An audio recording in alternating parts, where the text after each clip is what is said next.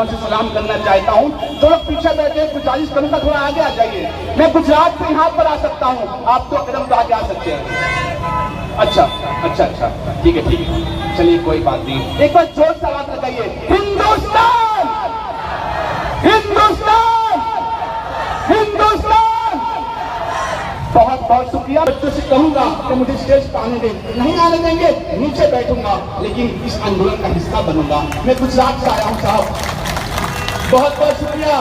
मैं बस इतना कहना चाहता हूँ मेरे जवान दोस्तों से कि जिसमें कोई बोझ ना हो, जिसमें कोई बोझ ना हो वो कहानी किस काम की, जिसमें कोई बोझ ना हो वो कहानी किस काम की, जो देश को काम ना आए वो जवानी किस काम की।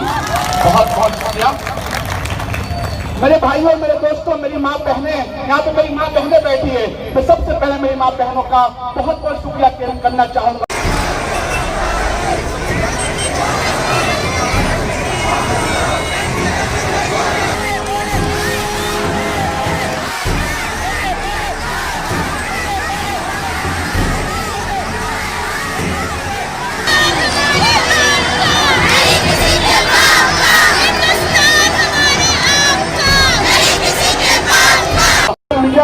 बहुत ज्यादा वायरल हुआ है। ये 4 पंक्ति मैं आपको सुनाना चाहता हूँ, लेकिन एक भी हाथ खामोश ना हो कि बसा हो दिल में जिसके हिंदुस्तान का नक्शा, बसा हो दिल में जिसके हिंदुस्तान का नक्शा, वो अलगावादी नहीं होता।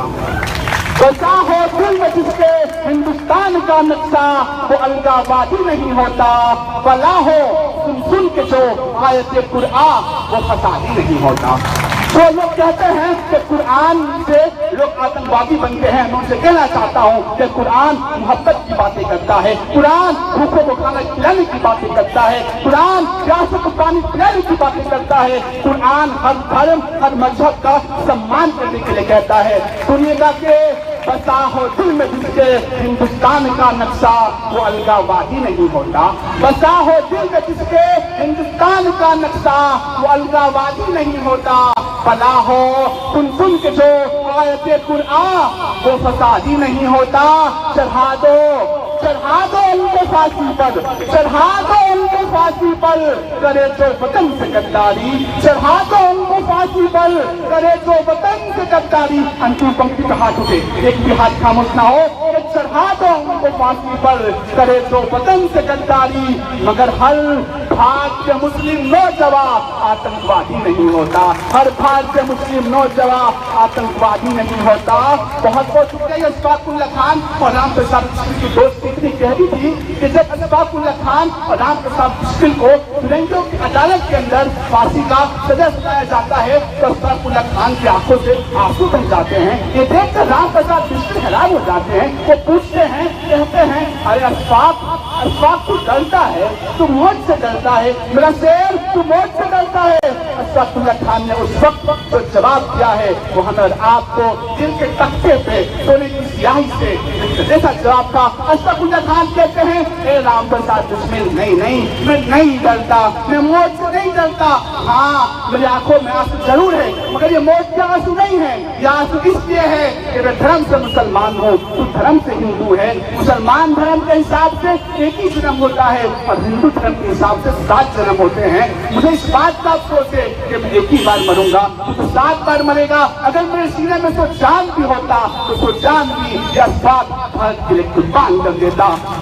हो दोस्तों जान मुझमें हो दोस्तों जान मुझमें कर कुर्बान भारत पर, मेरे धड़कन में भारत हो, मेरे सीने में भारत हो। वो महात्मा गांधी कौन थे? आजकल वोट से जिंदाबाद के नारे लगाने वाले सुन ले, महात्मा गांधी वो थे जो साउथ अफ्रीका से वकीली की पढ़ाई की। जब हिंदुस्तान आते हैं तो उनके बदन पे कोट होता है, कोट को निकाल के रख देते हैं और कुर्ता पहन लेते हैं, पैंट की जगह धोती पहन लेते हैं, बूट की जगह चप्पल पहन लेते हैं। कानून की इजाजत होती है, साइड पे रखकर लाठी उठा लेते हैं और निकल जाते हैं।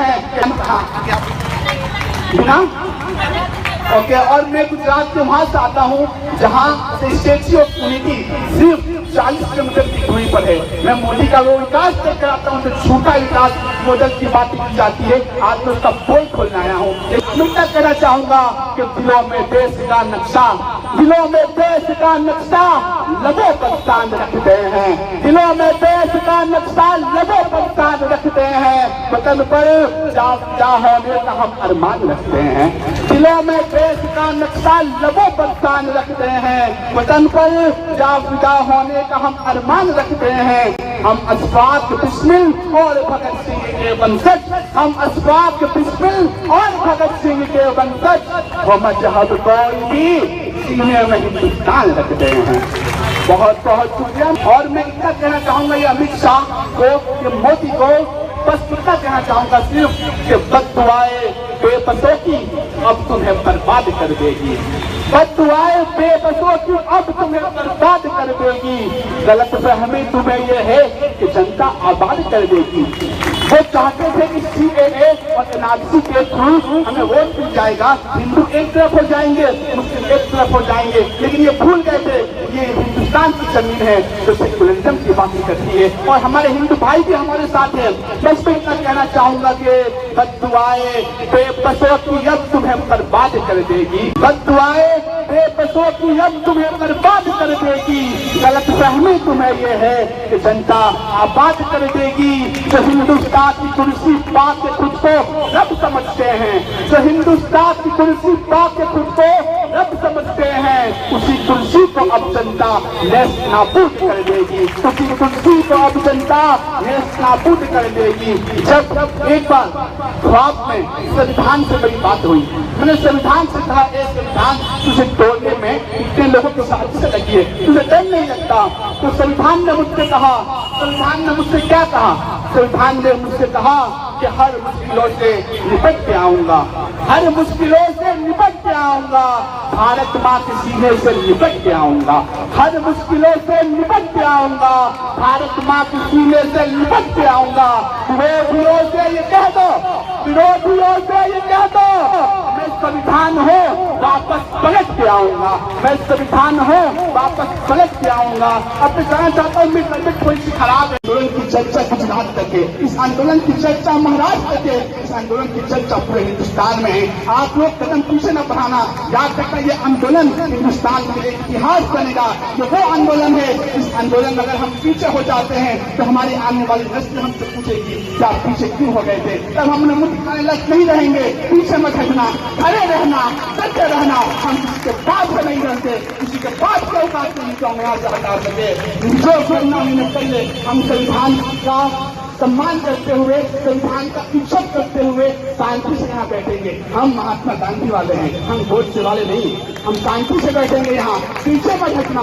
मैं आइंदा फिर आऊंगा, अभी तबियत थोड़ी सी खराब है, इस बातों से मैं इजाजत चाहता हूँ। अल्लाह हाफिज। एक जोर से आवाज सुना दीजिए, हिंदुस्तान, हिंदुस्तान, हिंदुस्तान।